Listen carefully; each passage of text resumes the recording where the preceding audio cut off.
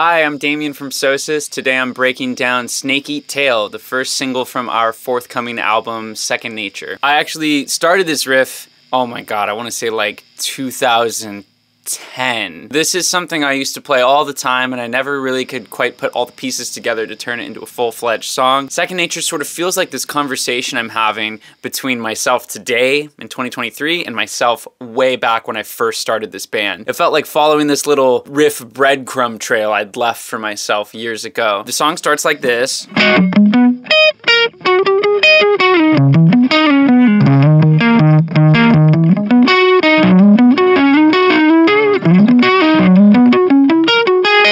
Fans of the band might immediately recognize that this is sort of similar to Amy Adams.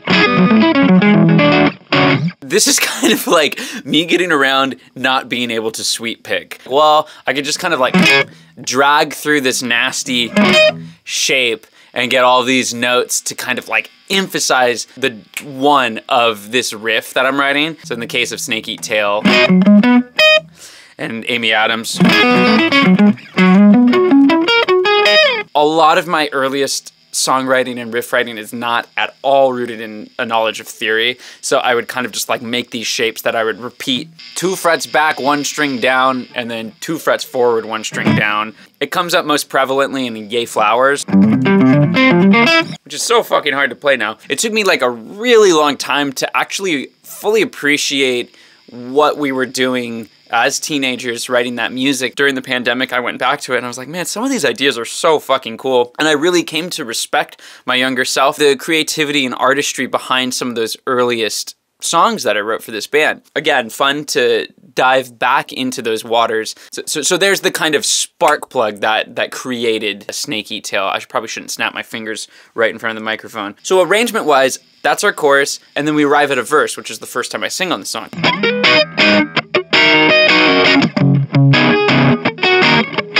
I was imagining it's like Prince, but ska. Kind of got this like slappy, almost like Stratocaster rhythm guitar, kind of like compressed sort of tone going, but also these like... It's this very percussive thing. Waverly Cook, the drummer on the record, did a fucking amazing job of slotting the hits into the snare and kick that are happening on the guitar, which is like just like everything you could ask for in a drummer. Somebody who's like really fucking listening to the hits, the alignment, the slotting of parts. Credit to Wave on that one.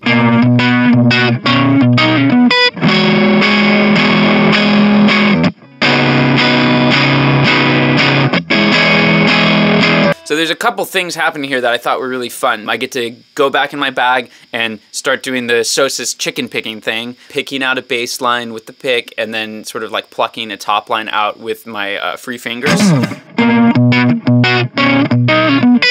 And then also this sort of like dop, dop, dop, dop, dop, dop, this 3/4 rhythm, which I've kind of recently realized was heavily inspired by Joanna Newsom, who I've mentioned in previous videos. I've learned more recently that she picked that up from like West African and like Senegalese music because she's a harpist and she was inspired by kora players. The kora is like a West African instrument that is maybe most similar to a harp. It's kind of cool to realize that that influence in Joanna Newsom's music is West African because my father is of West African descent, and as I've learned more about West African music and specifically West African guitar playing, I've listened to some of that stuff and realized like, whoa, there are some cool bits of overlap here that I wasn't even aware of. I think it's really important to be aware of like the musical cultures that the rhythms we're using are coming out of. The other thing that's happening here that I really like are these hits on these big chords. I'm always playing in standard. It's kind of fun to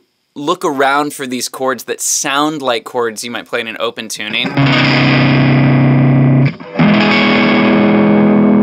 So these are just kind of interesting voicings of like an E major, and then this kind of like B over C sharp.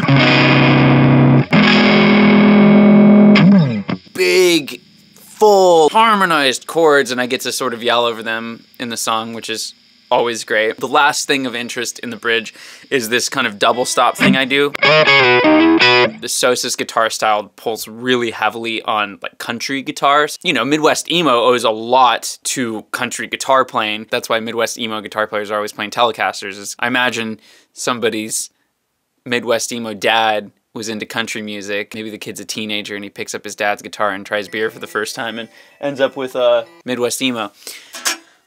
So the last part in the song is this very to Kelly Lee kind of twinkly guitar part that I'm singing over, transitioning into the choruses.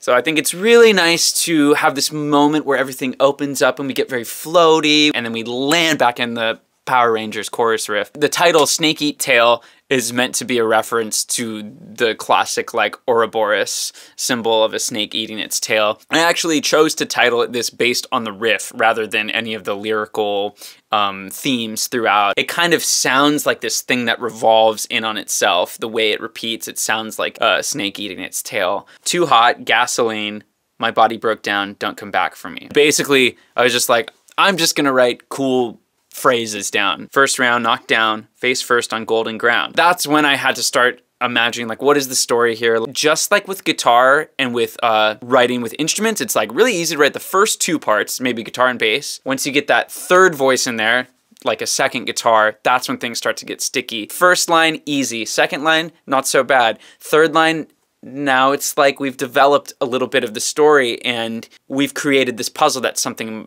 might not fit into. Now I'm so down, I'm Submarine, I hit the jackpot, slot machine. I found this town, sun roasted, golden brown. So now it's like this town, okay, like something's happening, we're in a setting now. We've established place. It's not that important to me that other people interpret songs the same way I do, but the way I imagine this song is that it's about like I imagine like a Western. I imagine sort of this main character that's singing is like lost in the desert and is like dying of exposure, and then they stumble upon this town and they're already weighing in their mind the devil they know of the desert and the kind of like inhospitable conditions that they found themselves in, and the devil they don't know, which is the people in this town and savagery of mankind that they're sure to encounter in myriad of like unpredictable ways if they choose to seek refuge. I look at the world and all I see lies in the shadow of doubt. Fuck around, find out. You know, this character's like looking out at this town, seeing the way that like society is behaving and feeling as though like everyone is kind of operating with the playbook that's been given to them and it's been proven to be flawed. Fuck around, find out. Yeah, yeah, yeah. It's fun to just say, yeah, yeah, yeah. Any opportunity to say a hey or a yeah or a baby in a song, you have to take it. So I took it 3 times. So then the bridge, summer child, you've wasted your life. Some things just aren't meant to be permanent.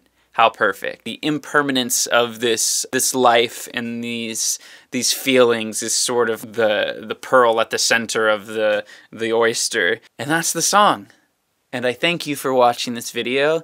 And I really hope you take a second to consider pre-ordering Second Nature, our new album, which comes out in the fall. There's an exclusive vinyl variant, which is only available to people who support the pre-order campaign. Yeah, stay tuned for more music and more new singles. Thank you so much for your support through the years and your support now. Bye.